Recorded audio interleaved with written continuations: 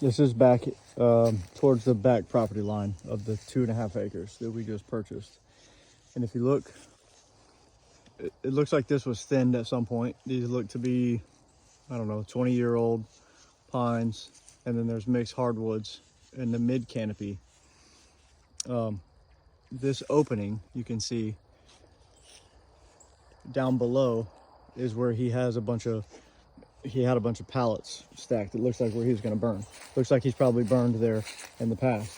And if you look at what opening up the canopy up top and then burning down the bottom does, look at all of this natural pine regeneration. So once you cut timber, you have the option to either replant or let it regenerate naturally. And with a good seed bed and putting fire through it, pines respond very well to prescribed fire. So if you look in here about how many trees came back, there is no pattern to them, right? So a logger doesn't want natural pine regeneration. They want planted pines because they are in better rows, and then future harvest is easier. It also helps the trees grow faster. So with a natural pine regeneration, you're going to end up with more trees, which means they're going to be competing for sunlight and space. They're going to grow slower.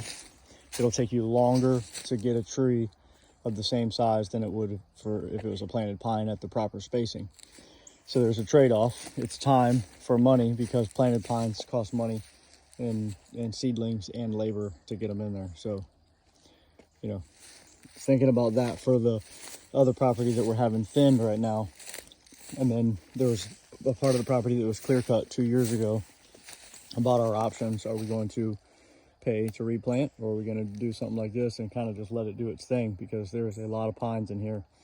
The problem is they won't get big quickly due to their competing space dilemma they have right now. But I wanted you to see there's a lot of pines in here.